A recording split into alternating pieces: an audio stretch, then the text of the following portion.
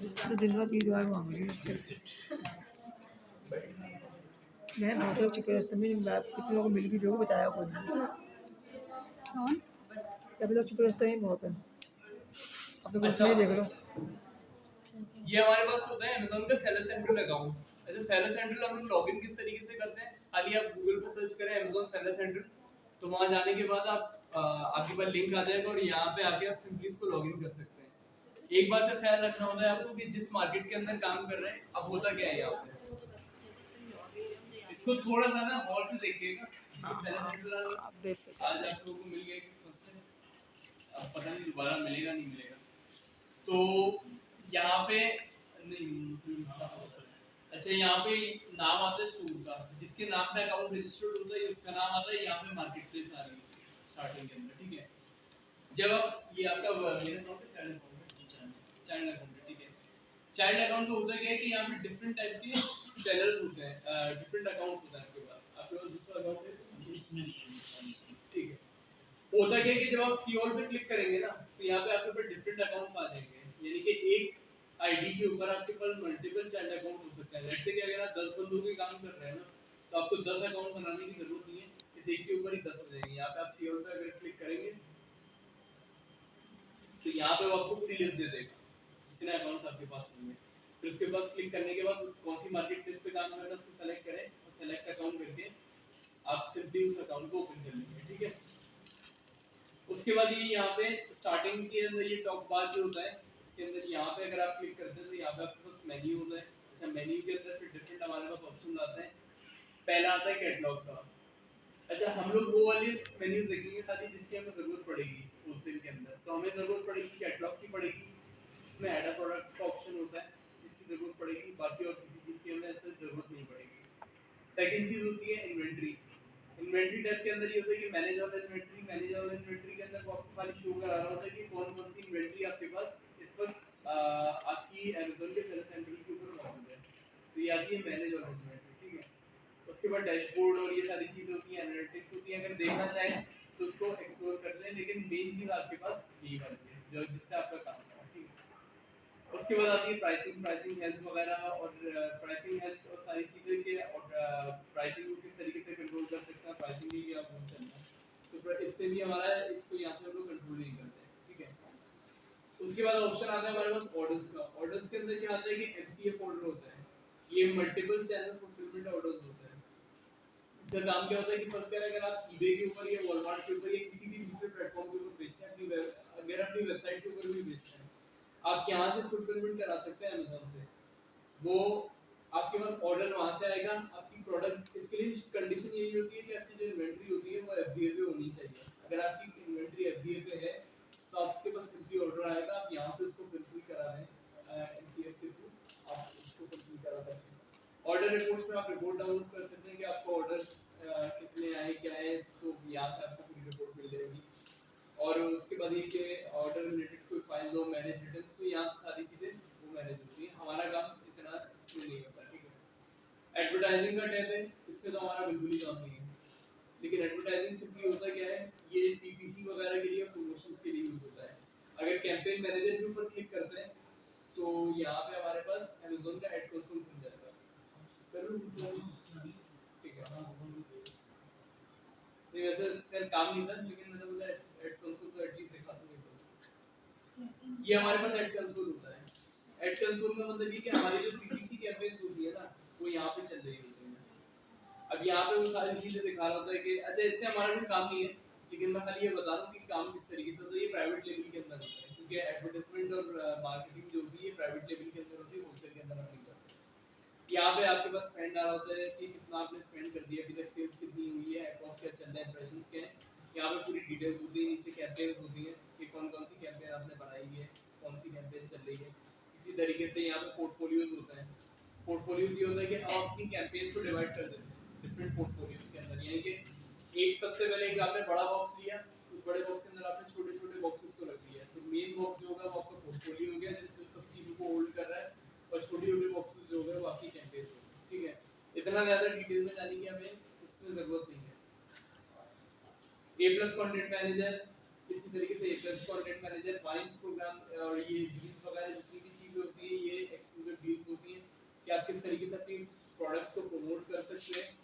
बार बार बोलूँ सेल के अंदर हमारा स्टेप में कोई काम नहीं है, क्योंकि ना हम कैंपेन चला रहे हैं ना कुछ कर रहे हैं, तो हमें जरूरत नहीं है इस चीज़ की, ठीक है। ग्रोथ वगैरह के अंदर ग्रोथ रिलेटेड प्रोग्राम्स होते हैं, ये स्टैटिस्टिक्स वगैरह एनालिटिक्स देता है ग्रोथ के सेक्शन के अंदर, तो यहाँ पे लेकिन इसमें भी हमारा कोई काम नहीं है। और उसके बाद आती है रिपोर्ट्स आती है, रिपोर्ट्स के अंदर हमारे बिजनेस रिपोर्ट्स आती है। जब बिजनेस रिपोर्ट्स का काम ये होता है कि वो आपको ओवरऑल सारी डिटेल्स दे रहा होता है कि किस तरीके से परफॉर्म कर रहा है। जैसे यहाँ पे आके डिफरेंट रिपोर्ट्स आप जनरेट कर सकते हैं, तो यहाँ पे वो आपको पूरा डिटेल दे देता है। यहाँ से आपको पता चल जाएगा कि इस प्रोडक्ट इस अकाउंट के ऊपर कहाँ पे कितनी सेल्स आई है, कितना ट्रैफिक आया है, कितनी कन्वर्जन आई है, तो सारी डिटेल्स आपको यहाँ पे दे देता है। अच्छा, बिजनेस रिपोर्ट का भी फिलहाल हमें जरूरत नहीं है, लेकिन पड़ती है इसमें जरूरत, इनिशियली नहीं पड़ती। और यहाँ पे आप फिल्टर लगा सकते हैं कि अगर आप बोल रहे हैं कि मुझे रिपोर्ट चाहिए लेट्स से 1 दिसंबर से लेके 31 दिसंबर तक की रिपोर्ट्स हैं, तो उसके बाद यहाँ से करके आप रिपोर्ट को डाउनलोड भी कर सकते हैं। तो यहाँ पे आपके पास वो डेटा शो कराता है कि यहाँ पे आपके पास कितनी सेल्स आई हैं और सेशंस कितने हुए, ये सारा डेटा आपके पास वो यहाँ पे शो कराता है, ठीक है।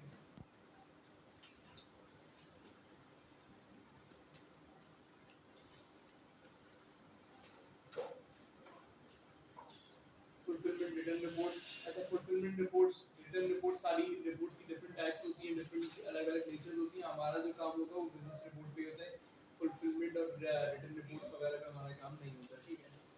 उसके बाद यहाँ पे डिफरेंट ये हमारे पास और भी सेक्शन है, ब्रांड एनालिटिक्स और ये सारी चीजें, लेकिन ये हमारे काम की नहीं है। हमारे पास जो काम के ऑप्शन है वो सिर्फ 2 या 3 मैक्सिमम, उससे आगे नहीं है, ठीक है। ये इस टाइप पे मेन्यू बार था, ठीक है। अब हम लोग जा रहे हैं आगे। अब यहाँ पे सर्च बार होता है, कोई भी क्वेरी हो, आपको कोई भी चीज कंफर्म करनी हो तो यहाँ पे आप क्लिक करके सर्च कर सकते हो, तो यहाँ पे आपके पास उसका रिस्पांस दे देगा।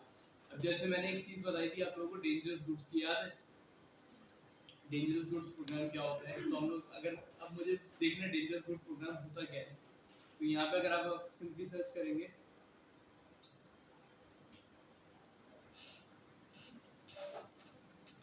तो यहाँ पे वो आपको डिटेल्स दे देता है। इसको डेंजरस गुड भी बोलते हैं और हेजल भी बोलते हैं। एग्जाम्पल तो ये यहाँ पे सारी डिटेल्स आपके पास ये नीचे शो कर देते हैं, लिंक्स होते हैं जो आपकी हेल्प के लिए होते हैं। उसके बाद यहाँ पे अगर कोई मैसेज वगैरह आपके पास आना होता है तो यहाँ पे मैसेज आता है उसका,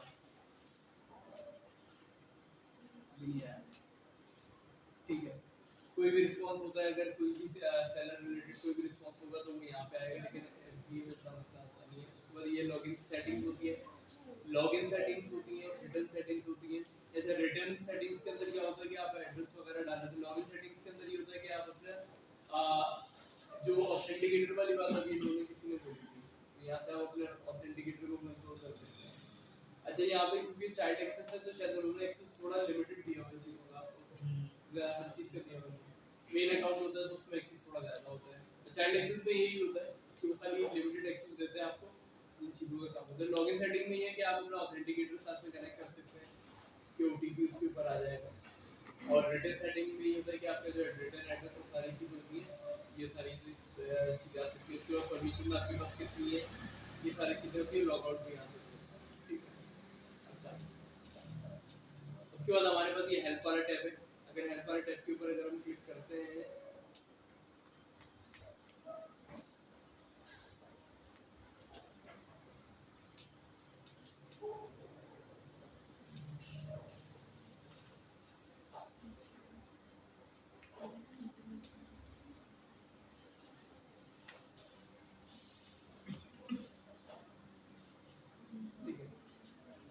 हेल्प वाले टैब का जो काम होता है वो ये होता है कि आपके जो अमेज़न का केस खोलते हैं कि कोई भी मसला आ गया अमेज़न पे केस खोलना है तो वो हेल्प वाले टैब के अंदर जाके खुलता है। इसके अंदर होता क्या है कि आप यहाँ पे आके सर्च करें कि इशू क्या हो रहा है आपको, तो यहाँ पे कहता है अगर आपका इशू इसी डोमेन के अंदर आ रहा है तो यहाँ पे आप क्लिक करके उनसे पूछ सकते हैं कि क्या मसला आ रहा है। और अगर यहाँ पे नहीं है तो क्लिक करेंगे my issue is not listed, उस पर क्लिक करेंगे तो वहाँ पे जाके सिंपली आप उनको मैसेज टाइप कर सकते हो। नीचे ऑप्शन होता है कि अगर आप उसको बोलते हैं तो वो आपको फौरन कॉल भी करता है, ठीक है। तो यहाँ पे हेल्प वाले टैग के अंदर आप सिर्फ सपोर्ट लेते हैं। अब गो टू केस लॉग पे क्लिक करेंगे तो जितने केस आपने खोले हुए होंगे तो उसका डेटा और उसकी जितनी भी हिस्ट्री है वो आपके पास यहाँ पे आ जाएगी। तो ये ओवरव्यू समझ में आ रहा है भी अकाउंट का? आ रहा है ना समझ में? क्या क्या कहीं पे मसला आ रहा है? तो जब तक अपने हाथ से इसको करेंगे तो वो हमसे नहीं देखेंगे। पहली बात तो ये सर्वर अकाउंट है वो मैं देख नहीं सकता। नहीं वो तो सही है। नहीं मैं देने की बात कर रहा हूँ। बिल्कुल।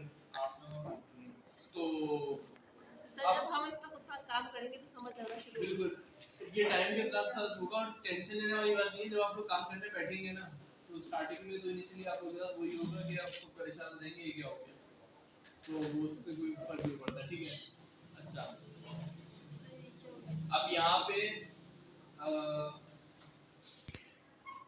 अब पहली चीज ये कि हम लोग जो होलसेल के अंदर हम लोग प्रोडक्ट देखते हैं, हम लोग ऐसी प्रोडक्ट के साथ काम करते हैं जिसको ऑलरेडी लोग बेच रहे होते हैं। याद होगा आप लोगों को, ठीक है, कि जैसे आप इसको 3 लोग बेच रहे हैं ऑलरेडी। अब सवाल ये है कि जो मैं बोलता हूँ कि एक ही लिस्टिंग के साथ जाके हम उसको अटैच कर लेंगे जिसको Me2B बोलते हैं। वो Me2 किस तरीके से करेंगे? उसका तरीका ये होता है कि यहाँ से हम लोग कोई भी लिस्टिंग खोली है, जैसे ये वाली प्रोडक्ट है, इसके साथ हमें काम करना है। तो ये इसका एसन है ना ऊपर, एसन याद है ना सबको? कॉपी किया, कॉपी करने के बाद हम लोग वापस आए इधर सॉल्यूशन के ऊपर और यहाँ आने के बाद कैटलॉग देंगे। ये जो प्रोडक्ट है ना यहाँ पे, ये यहाँ पे शो होने लगा। अच्छा नहीं कर रहा अभी अपना सेल नहीं कर रहा। न्यू पे क्लिक करेंगे और यहाँ पे लिमिटेशंस पे क्लिक करते हैं तो ये आपको बता देता है कि you need approval to list this brand. इसका मतलब क्या है कि इस प्रोडक्ट को बेचने के लिए आपको ब्रांड अप्रूवल की जरूरत है। अच्छा न्यू कंडीशन, इसमें दूसरी चीज ये है कि इससे दूसरे वो भी लगाए हुए हैं, आपके पास वो भी लगे हुए डिफरेंट टाइप के ना, फिर ये कहने की कंडीशन लगी हुई है। अब हमारा जो काम होता है ना ज्यादातर वो न्यू कंडीशन पे होता है कि वो न्यू कंडीशन पे जो रिक्वायरमेंट आपको बोल रहा होगा वो भी आपको फुलफिल करनी है। अच्छा अगर आप इस पे अप्लाई टू सेल पे क्लिक करेंगे ना अभी, तो दो चीजें होंगी। या तो वो आपको ऑटोमेटिकली अप्लाई कर देगा थोड़ी देर बाद, 10-15 मिनट बाद आप दोबारा उसको चेक करेंगे तो वो आपको अलाउ कर देगा। ठीक है, अगर अकाउंट पुराना है। और कुछ केसेस में क्या होता है कि आप अप्लाई टू सेल पे क्लिक करेंगे वो आपको एक नए पेज पे ले जाएगा जहाँ पे वो आपसे बोलेगा कि आप इनवॉइस दें इस प्रोडक्ट। इनवॉइस आपसे मांगते हैं तो इनवॉइस आपको स्कैन करके वो सबमिट करनी पड़ती है। इनवॉइस जब सबमिट हो जाएगी तो फिर वो आपका यहाँ पे अप्लाई टू सेल की जगह सेल दिस प्रोडक्ट का ऑप्शन आता है, जो वो आपको अलाउ कर देगा कि जिस प्रोडक्ट पे वो आपको ब्रांड अप्रूवल नहीं चाहिए होगी तो वहाँ पे क्या रहेगा, बिल्कुल सेल दिस प्रोडक्ट आ जाएगा। ठीक है। अच्छा इसी तरीके से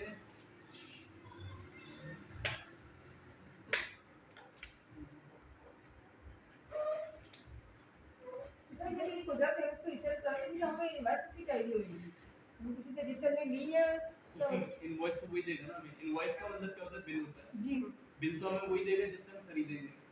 और तो रिसेंट कर तो इनसे उम्मीद होंगे ना रहते थे रिसर्च करने के लिए मैं अमेज़न का देंगे ना, क्या इनवॉइस जो है अमेज़न का देंगे ना मेरे को। देनी है अमेज़न को है, लेकिन हम इनवॉइस हमें मिलेगी तो डिस्ट्रीब्यूटर से ना। आप प्रोडक्ट तो डिस्ट्रीब्यूटर से खरीदेंगे या ब्रांड से खरीदेंगे ना बेचने के लिए। ये तो मतलब सारी कंफर्मेशन के बाद लिस्टिंग का स्टेप आपने अभी बताया। बिल्कुल।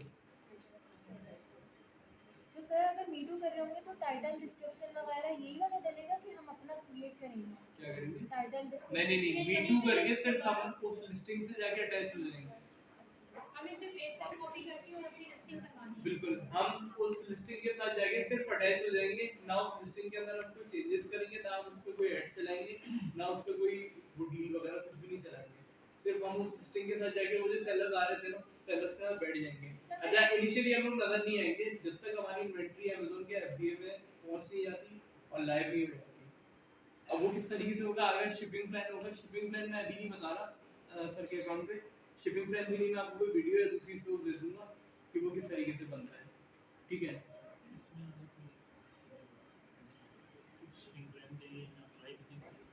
अच्छा तो शिपिंग नहीं वो तो सही है, लेकिन मैनेज इन्वेंटरी पे अगर कोई टैब में प्रोडक्ट है ठीक है, क्योंकि ज्यादा मैं उस पे ना वो करनी है इंजीनियरिंग करनी है अकाउंट में ना थोड़ा सा मैं रिजर्व हो सर ये सेलर अकाउंट बनाने के लिए हमें डायरेक्ट लॉगिन करना होता है? क्या सेलर अकाउंट बनता कैसे है? हमें डायरेक्ट लॉगिन करना होता है? सेलर अकाउंट में वीडियो आप लोगों को दे दूंगा लेकिन होता ये कि हम लोग बनाएंगे चाइल्ड अकाउंट क्लाइंट के अकाउंट पे काम करेंगे ना तो चाइल्ड अकाउंट बनेगा तो चाइल्ड अकाउंट का तरीका जो होता है वो भी मैं आपको शेयर कर दूंगा लेकिन उसका तरीका मैं आपको बता देता हूँ होता क्या है कि आप उसको क्लाइंट को अपनी ईमेल आईडी देते हैं तो ईमेल आईडी पे ना वो आपको इनविटेशन भेजता है तो उस इनविटेशन को पहले एक्सेप्ट कर लेते हैं तो यहाँ पे जितने भी ऑप्शन आ रहे हैं ना स्टार्टिंग में ये सारे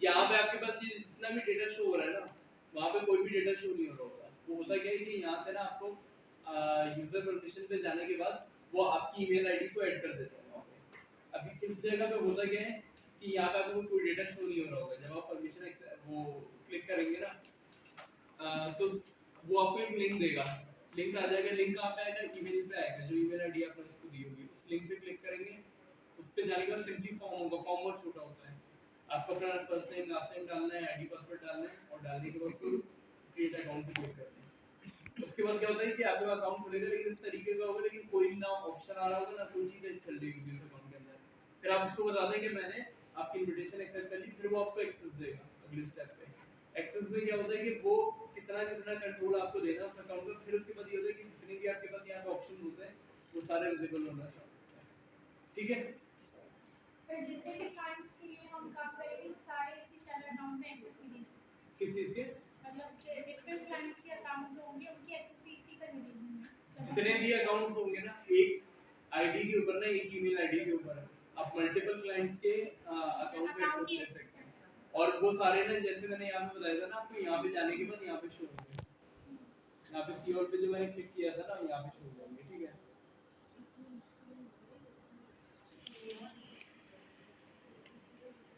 तो ये अकाउंट मैनेजमेंट की होती है अकाउंट मैनेजमेंट नहीं अभी तो अकाउंट में बता रहा हूँ आपको अकाउंट को मैनेज करना अकाउंट की मैनेजमेंट है सारी चीजें ये इसके अंदर आती है ठीक है इसी तरीके से मैंने दूसरा ऐसे कॉपी किया था उसको पेस्ट किया अब यहाँ पे देखें अब ये देखें इसके अंदर भी आपको अप्रूवल लेनी चाहिए होगी आपको इस प्रोडक्ट को बेचने के लिए लेकिन न्यू और यूज कंडीशन क्या है to sell pesticides and pesticide devices on Amazon you must be a resident of USA कि पेस्टिसाइड है मैंने एक बार बताया था कि पेस्टिसाइड हम बेचेंगे तो उसके लिए आपको यूएसए रेजिडेंट होना बहुत जरूरी है and complete an e learning test अच्छा इसके अंदर टेस्ट वगैरह भी होता है और ई लर्निंग कोर्स होता है तो वो भी आपको करना पड़ता है लेकिन ऑब्वियसली हम यूएसए रेजिडेंट तो है नहीं तो हमारे लिए पेस्टिसाइड की कैटेगरी के अंदर काम करना मुश्किल है ठीक है अच्छा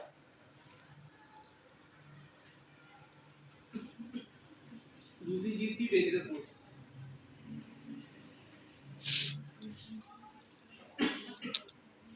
डेंजरस फूड टाइप के प्रोडक्ट्स होती हैं ये पेस्टिसाइड वाला रूल नहीं लगता इसके ऊपर लेकिन डेंजरस फूड थोड़े से डिफरेंट होते हैं क्यों क्योंकि ये वो प्रोडक्ट्स होते हैं जो फ्लेमेबल होती है जिसमें आग लगने का खतरा होता है यहाँ पे भी लिखा हुआ है dangerous food also hazardous substances material that might pose a risk while storing handling containing flammable pressurized explosives and other harmful substances इस टाइप की चीजें होंगी वो आती है डेंजरस गुड्स के अंदर अच्छा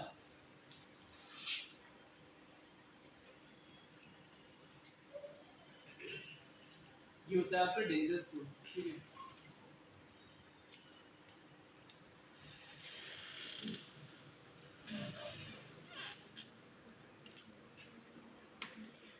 हमारे पे डिफरेंट टाइप के ऑप्शंस आ रहे होते हैं तो पहली चीज होती है लुकअप एनएसएन अब अगर यहाँ पे आप एक एनएसएन पेस्ट करते हैं ना उसको सर्च करेंगे टेक्स्ट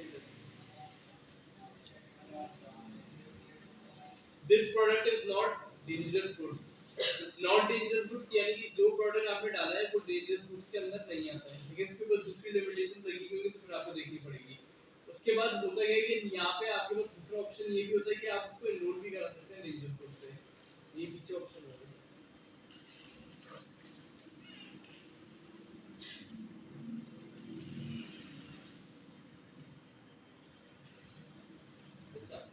यहाँ पे अगर आप क्लिक कर देंगे ना apply to FBA dangerous goods program. अगर यहाँ पे आप अप्लाई करेंगे तो 2-3 महीने लेता है, बल्कि ज़्यादा टाइम ले लेता है कभी-कभी।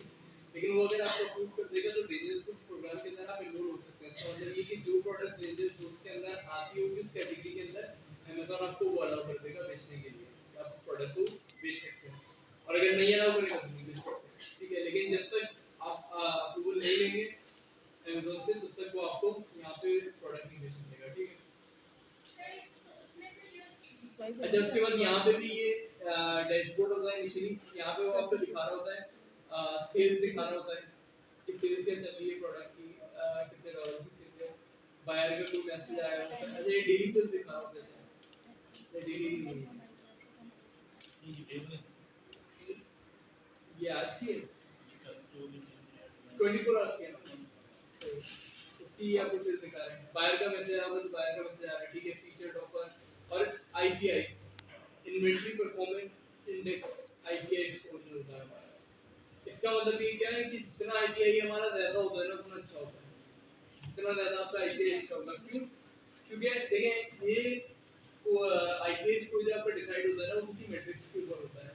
आपकी जो इन्वेंटरी है वो किस हिसाब से लिक्विडेट हो रही है, लिक्विडेट होने का मतलब ये है कि बिक किस हिसाब से रही है। जितनी ज्यादा सेलिंग हो रही है उतना ज्यादा आपका, और रिटर्न्स कम होंगे, दूसरे मसले कम होंगे, उतना ज्यादा आपका आईपीआई स्कोर अच्छा होगा। जितना ज्यादा आपका आईपीआई स्कोर अच्छा होगा उतना ज्यादा अमेज़न आपको अलाउ करेगा कि आप अपनी इन्वेंटरी रख सकते हैं। सी एग्जांपल कैसी है कि अगर एक बंदा है उसने अपनी इन्वेंटरी उठाई अमेज़न पे रखवा दी और उसकी इन्वेंटरी बिकी नहीं थी, वो जगह तो उसकी वेयरहाउस में गिर के बैठी थी। उसके बाद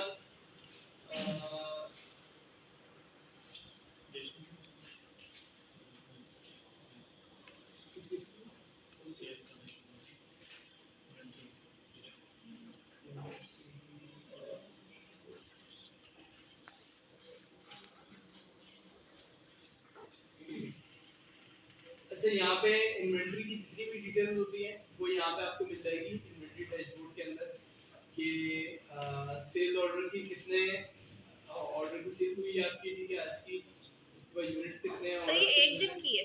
जी जी सर ये एक दिन की रिपोर्ट? जी, ये लिखा हुआ है ना ऊपर 14 यूनिट और इतने सेल्स हुए। 29 जनवरी अच्छा, कितने। अच्छा, यूनिट्स ऑर्डर और ऑर्डर्स दोनों में फर्क हो सकता है कभी-कभी, ये याद रखिएगा।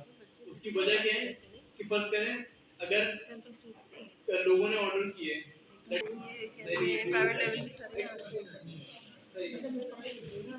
चलो ये तो एक और कह रहा प्राइवेट लेवल की सर्विस। इसी तरीके से ये यहाँ पे आपके पास ऑप्शन होता है कि मैनेजर और इन्वेंटरी का। अच्छा, मैंने आपने ही बता दिया था।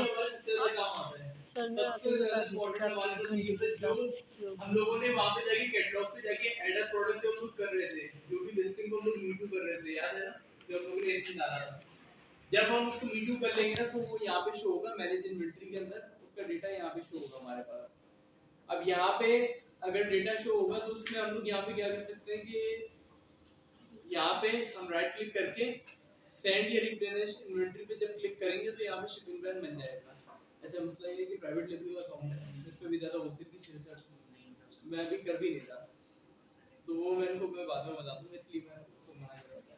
तो सेंड या रिप्लेनिश इन्वेंटरी पे जब आप क्लिक करेंगे तो आपके पास ऑप्शन आ जाएगा कि आप उस इन्वेंटरी को दोबारा अमेज़न पे पहुंचा सकते हैं, ठीक है।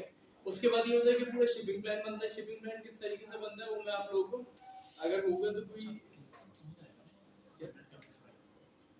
प्लान में शिपिंग प्लान कैंसिल हो जाएगा, लेकिन मसला ये है कि होता ये है कि या तो आपकी जो एग्जिस्टिंग इन्वेंटरी है उसके अंदर ही होगा या फिर नया मीटिंग करना पड़ेगा, लेकिन उसकी जो परफॉर्मेंस है मैं इस वजह से बजाय इसके कि मैं आपका पॉइंट इसको कहीं पर, ठीक है। अच्छा, तो यहाँ पे आपके पास जितनी भी डिटेल्स आती है वो लिस्टिंग की डिटेल्स यहाँ पे आ रही है, ठीक है। अच्छा, दूसरी चीज ये होती है कि यहाँ पे जो प्राइसिंग होती है, यहाँ से अगर आप चाहें तो प्राइस को चेंज कर सकते हैं। यहाँ पे आपको सिंपली प्राइस को चेंज करना है, यहाँ से आप सेलेक्ट करें और प्राइस को चेंज कर देंगे और सेव कर देंगे तो प्राइस चेंज हो जाएगी आपकी, ठीक है। उसके बाद यहाँ पे वो आपको अवेलेबल बताता है कि इस प्रोडक्ट की या इस लिस्टिंग की आपके पास कितने यूनिट्स मौजूद है। अवेलेबल 581 दिखा रहा है तो ठीक है, 581 यूनिट्स मौजूद है, ठीक है। एस्टिमेटेड फीस यहाँ पे दिखा रहा है वो कि कितने एस्टिमेटेड फीस आपके पास इस प्रोडक्ट की है। और इससे रिलेटेड जितनी भी डिटेल्स होती है, बाकी ये होता है कि एक्टिव कितनी, जब एक्टिव पे क्लिक कर देंगे तो खाली वो शो होगा जो हमारे पास एक्टिव है, यानी कि वो प्रोडक्ट्स जो हमारे पास इस वक्त चल रही है वो एक्टिव में शो होगी। इनएक्टिव पे क्लिक कर देंगे तो वो वाली शो होगी जो इनएक्टिव हुई है, लिस्टिंग वाली, जिसके ऊपर यानी कि वो लिस्टिंग का होलसेल में मसला नहीं आता है। इनकम्प्लीट का मतलब ये है कि वो लिस्टिंग जो आपने बनाना स्टार्ट करी हो कंप्लीट नहीं की हो, लिस्टिंग रिमूव और सप्रेस वगैरह सप्रेस हुई होती है, और दूसरी चीजें सर इनएक्टिव क्यों होगी? अमेज़न में इनएक्टिव क्या की हुई थी। इनएक्टिव क्यों होगी? इनएक्टिव की वजह है ना, इनएक्टिव की वजह ये भी है कि अगर आप आउट ऑफ स्टॉक हुए हैं तो अगर प्राइवेट लेबल की लिस्टिंग है, अगर इन आउट ऑफ स्टॉक हुए हैं तो वो इनएक्टिव हो जाती है, इनएक्टिव के अंदर स्टेटस शो कर रहा होता है। इसी तरीके से होलसेल के अंदर भी यही होता है कि आउट ऑफ स्टॉक हो गए तो इनएक्टिव हो गए। Amazon भी कर देता है ना इसको इनएक्टिव, Amazon भी कर देता है, और आपकी अपनी मतलब अपनी वो भी हो सकती है। सर हम खुद भी कर सकते हैं। करते हैं आउट ऑफ स्टॉक होने की सूरत में। नहीं, आउट ऑफ स्टॉक होने में भी कर सकते हैं, और दूसरी बात ये कि अगर कोई लिस्टिंग ने अगर कोई वायलेशन कर दी तो अभी वो इनएक्टिव कर देता है। किसी और ब्रांड ने कोई आईपी इन्फ्रिंजमेंट लग गई है, कोई स्ट्राइक लग गई किसी वजह से, तो आपकी लिस्टिंग को रिस्ट्रिक्ट कर सकते हैं। आईपी कंप्लेंट जो लगती है आईपी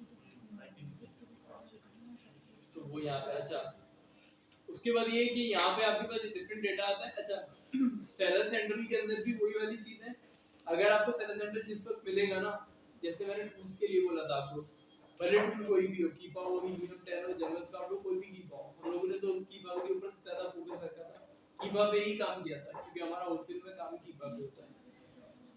टूल के अंदर वही वाला टूल है कि जितना ज्यादा टूल के साथ हम खेलते हैं उतना ज्यादा हमें टूल समझ में आता है, सही है। इसी तरीके से जितना ज्यादा केस उसका भी है, सेलर सेंट्रल का भी है, जितना ज्यादा इसके अंदर आप लोग एक्सप्लोर करेंगे, जितना ज्यादा आप उसको देखेंगे उतना ज्यादा समझ में आएगा।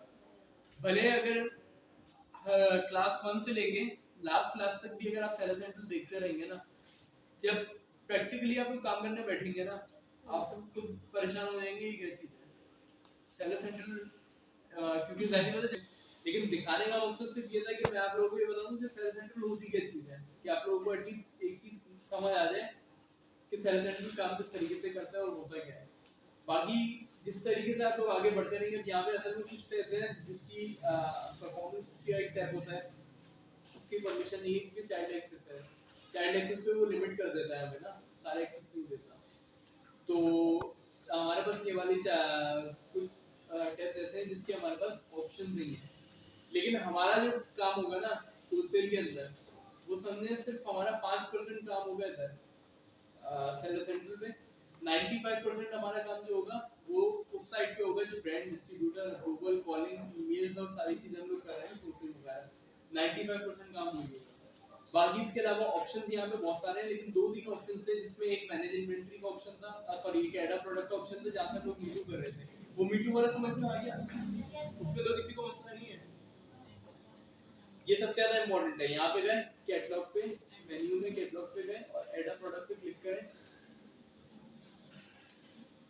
और एसिन को पेस्ट करना है